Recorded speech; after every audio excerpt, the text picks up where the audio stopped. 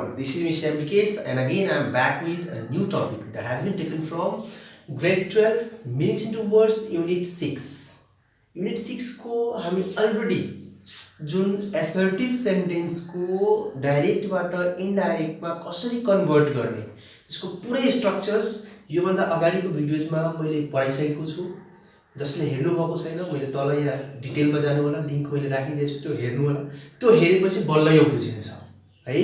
त्यसमा हामीले assertive sentence यदि रिपोर्टेड स्पीचमा छ भने कसरी चेन्ज गर्ने डाइरेक्टबाट इनडाइरेक्टमा त्यो सिकेको थियो। र यो च्याप्टरको लागि दुईटा अझै हामीलाई पढ्नु पर्ने हुन्छ। त्यो भनेको एउटा हो एस्नो क्वेशन यदि आयो भने कसरी यसलाई डाइरेक्टबाट इनडाइरेक्टमा कन्भर्ट गर्ने, र अर्को छ WH क्वेशन। WH क्वेशन यदि आयो भने त्यसलाई कसरी कन्भर्ट गर्ने है त। आज हामी यो डिस्कस गर्न गइरहेका छौं। तर एउटा गुनासो तपाईहरुसँग भिडियो हेर्नुस्, मन पर्छ भने भिडियोलाई शेयर गरिदिनुस्। शेयर गर्दैमा केही पनि जादैन, तर भिडियो अलिकति पपुलर हुन्छ, मलाई पनि राम्रो हुन्छ। र सब्स्क्राइब धेरै भन्दा धेरै गर्नुस्, साथीहरुलाई गर्न लगाउनुस् र शेयर गर्नुस्। आइडियालाई जति शेयर गर्नुहुन्छ त्यति राम्रो हुन्छ। म आगामी भिडियो लिएर आउँछु है। र आज हामी कुरा गरौँ एस्नो क्वेशन र WH क्वेशन छ भने कसरी चेन्ज गर्ने। फर एक्जाम्पल यहाँ राखौँ एउटा, he said to me, have you taken your meal? For example यो क्वेशन छ है। हामीले गर्नुपर्ने के हो, आगामी भिडियोमा तपाईहरुले हेर्नु भयो होला, नहेरेकोले हेर्नु होला। यहाँनिर भएको सेन्टेन्स जो इन्भर्टेड कमास को भित्रमा छ त्यो सेन्टेन्सलाई हामीले चिन्ने हो। त्यो सेन्टेन्स कुन सेन्टेन्स हो। असर्टिभ सेन्टेन्स भन्नु भनेको सब्जेक्टबाट स्टार्ट भएको I, we, he, she, it, they, यिनीहरुबाट स्टार्ट भएको र लास्टमा फुल स्टप भएको असर्टिभ सेन्टेन्स हो। तर एस्नो क्वेशन भनेको त्यस्तो सेन्टेन्सलाई भन्छौ जो एक्जुलेटरी भर्बबाट स्टार्ट भएको हुन्छ। एक्जुलेटरी भर्ब भनेको is, am, are, was, were, has, have, had है, विल, शैल, यस्तो डिड, डू, डज यस्तोबाट स्टार्ट भएको छ। जस्तै यहाँ हैव छ, सो एक्जुलेटरी भर्बबाट स्टार्ट भएको र लास्टमा क्वेशन मार्क छ भने त्यो सेन्टेन्स के हो, एस्नो क्वेशन। सम्झिनु होला है। एक्जुलेटरी भर्बबाट सुरु हुनु पर्यो। Do, does, did, have, has, had, was, were, will, shall है, यस्तो स्टार्ट भएको र लास्टमा यहाँ त क्वेशन मार्क छ, क्वेशन मार्क भएको।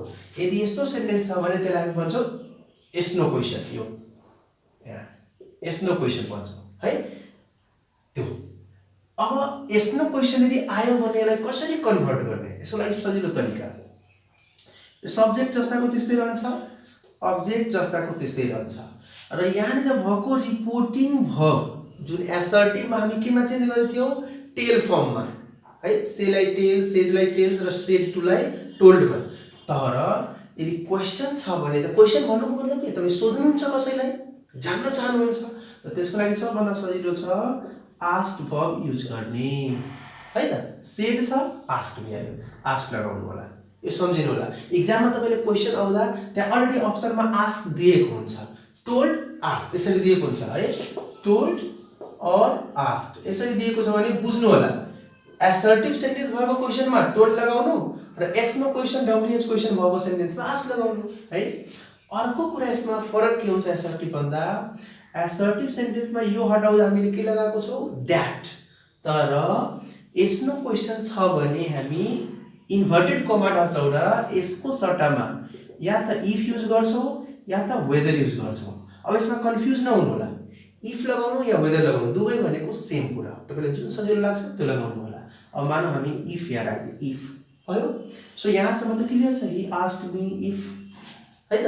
यो एक्जाममा यो दिएकै हुन्छ। अब यहाँ इफ लगाउने कि वेदर लगाउने के लगाउने यसको बेसमा हामीले चिन्ने। एस्नो क्वेशन छ त्यसको सट्टामा इफ लगाए। अब यसलाई चेन्ज गर्नु छ। सो रिपोर्टेड स्पीचलाई चेन्ज गर्दा फर्स्ट थिङ हामी के जुन असर्टिभमा पढ्यो नि, change of person, change of tense, change of adverbials, त्यो सबैको सबै रुल यहाँ फलो हुन्छ। सबै रुल त्यही हो। मात्र यसमा हामीले गर्नु के छ, यहाँ क्वेशनमा जुन रिपोर्टेड स्पीच यो दिएको छ कुन फर्ममा हेर्नु त, एक्जुलेटरी भर्ब अगाडि, subject main verb object question mark यो फर्ममा दिएको छ। तर इनडाइरेक्ट स्पीच तपाईं यस नो क्वेसन को बनाउनु या एसर्टिभ को बनाउनु या डब्ल्युएच क्वेसन को बनाउनु जुनको पनि बनाउनु इनडाइरेक्ट स्पीचमा जहिले पनि हामीले एसर्टिभ को युज गर्नुपर्छ। एसर्टिभ भन्नु भनेको फर्स्टमा हामीलाई चाहियो सब्जेक्ट, त्यसपछि हामीलाई चाहियो एक्जुलेटरी भर्ब छ भने एक्जुलेटरी भर्ब, मेन भर्ब छ भने मेन भर्ब, अब्जेक्ट छ भने अब्जेक्ट, टाइम प्लेस जे छ त्यो है। पहिला सब्जेक्ट चाहियो। अब यहाँ हामीले यसमा सब्जेक्ट कुन हो? यु हो है। सो युलाई अगाडि लेख्नु छ। अब युलाई अगाडि लेख्नको लागि चेन्ज अफ पर्सन चाहियो, प्रोनाउन हो। सो यु कुन पर्सन हो? Second person. कुन केस हो? सब्जेक्टिभ केस, सिंगुलर हो। सो यसलाई चेन्ज गर्नु। सेकेन्ड पर्सन कसको अनुसार चेन्ज हुन्छ? अब्जेक्ट अनुसार। मी हो यहाँ। अब हेर्नु, यु यहाँ सब्जेक्टिभ केसमा छ, मी यहाँनिर कुन केस हो? अब्जेक्टिभ केस हो। मिल्छ? मिल्दैन। त्यसको लागि के गर्नु पर्यो? मीलाई पनि सब्जेक्टिभमा कन्भर्ट गर्नु पर्यो। अब मी को सब्जेक्टिभ केस के हुन्छ? त्यो मैले जुन अगाडि भिडियोमा जुन चार्ट बनाएको छु पर्सनको त्यसमा हेर्नु, मी को सब्जेक्टिभ केस आई हुन्छ। सो यहाँ के लेख्ने? आई। किन आई भयो? किनभने यु सब्जेक्टिभ केस हो र मी को सब्जेक्टिभ केस आई हुन्छ। है।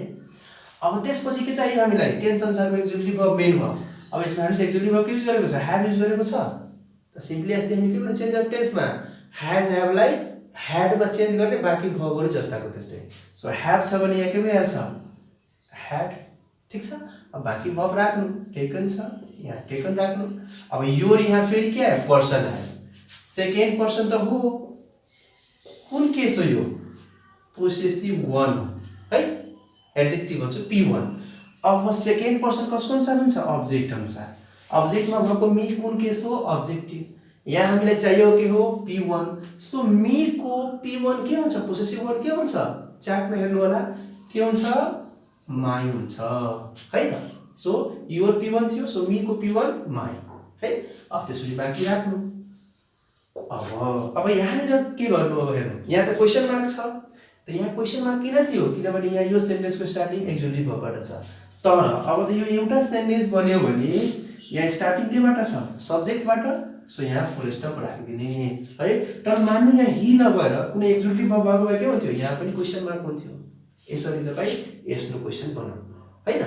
अर्को मान्नु डब्ल्युएच क्वेसन आयो। For example she said to me है, when are you sending me the money? अब यहाँ she said to me when are you sending me the money? अब यहाँ हेर्नु है, यो डब्ल्युएच क्वेसन हो। कसरी? यसलाई चिन्ने तरिका सिम्पल छ। डब्ल्युएच वर्ड आएको हुन्छ बिगिनिङमा। when, which, where, what, how, WH word आयो र लास्टमा क्वेसन छ भने WH क्वेसन र WH वर्ड छैन, एक्जुलेटरी भर्बबाट स्टार्ट छ, is, am, are, do, does यस्तोबाट र क्वेसन मार्क छ भने यस्तो क्वेसन। यति सिम्पल छ। अब यसलाई चेन्ज गर्दा के गर्नु? बाँकी सबै रुल यस्तो क्वेसनकै रहन्छ, केही फरक छैन। ए टु जेड यस्तो क्वेसनकै छ सबै। सी छ, सी सेड टु को ठाउँमा के राख्ने? आस्क्ड, सी आस्क्ड मी है। हो फरक छ के त? यस्तो क्वेसनमा यसको ठाउँमा हामी के गरेको छौं? इफ अर वेदर राखेको छौं। तर डब्ल्युएच क्वेसन छ भने इफ वेदर नराखेर के गर्छौं? जुन डब्ल्युएच वर्ड यहाँ छ त्यही डब्ल्युएच वर्ड यहाँ राख्ने, वेन को वेन राख्ने, वाट छ भने वाट राख्ने, जस्ताको त्यस्तै। अब तपाई सम्झिनुस्, डब्ल्युएच वर्ड राख्नु भयो, यसमा इफ वेदर राख्ने जरुरी छैन। यहीँनिर गल्ती हुन्छ, यो ध्यान दिनु होला। यस्तो क्वेसन छ भने एक्जुलेटरीबाट छ भने इफ अर वेदर, तर डब्ल्युएच क्वेसन छ भने इफ वेदर नभएर जुन डब्ल्युएच वर्ड छ त्यही डब्ल्युएच वर्ड। अब यसपछि ध्यान के दिनु? अब सिम्पली हेर्नु त, यहाँसम्म त सबै आइसक्यो, सबै सारिसक्नुभयो। त यहाँबाट बाँकी के रह्यो त? Are you sending, auxiliary verb subject before, यस्तो छ। यो के को स्ट्रक्चर हो? यस्तो क्वेसनको एक्जुलेटरी भर्ब सब्जेक्ट थियो, एक्जुलेटरी भर्ब सब्जेक्ट छ। सो यस्तो क्वेसन हामी कसरी कन्भर्ट गरेको छौं? यो एसर्टिभको स्ट्रक्चरमा। यसलाई पनि त्यही गरौँ। पहिला के ल्याउने? सब्जेक्ट। यहाँ सब्जेक्ट के छ? यु। अब युले यता ल्याउनु छ। यु कुन हो? Second person. कुन केस हो? Subjective case. So second person कसको अनुसार हुन्छ? अब्जेक्ट अनुसार। अब्जेक्टमा के छ? मी। अब यु छ यहाँ सब्जेक्टिभ केस, मी छ यहाँ अब्जेक्टिभ केस। सो मी को सब्जेक्टिभ के हुन्छ? आई। अब यहाँ लेख्नु पर्यो आई। ठीक छ। अब चाहियो एक्जुलेटरी भर्ब। यहाँ के छ? Auxiliary verb are. So are executive option यसले चेन्ज गर्दा केमा गर्ने चेन्ज अफ टेन्स अनुसार इजेमारलाई वाज वेयरमा सो आइसा के लाग्छ वाज आई वाज बाँकी सार्नुहोस् जुन भर्ब छ त्यही आई वाज सेन्डिङ ठिक छ फेरि यहाँ मी आयो अब हेर्नु त मी के हो फर्स्ट पर्सन कुन केस हो अब्जेक्टिभ सिंगुलर कि प्लुरल सिंगुलर अब यो चिन्ने मी फर्स्ट पर्सन कसको अनुसार चिन्नुहुन्छ फर्स्ट पर्सन अकर्डिङ टु सब्जेक्टमा यहाँ के छ सी सो मी चेन्ज हुन्छ सी सँग तर मी अब्जेक्टिभ केस हो र सी कुन केस हो सब्जेक्टिभ भनेपछि हामीलाई के चाहियो अब्जेक्टिभ चाहियो सो सी को अब्जेक्टिभ के हुन्छ हर त्यहाँ टेबलमा हेर्नु होला सेन्डिङ हर भयो बाँकी अब लेख्नु द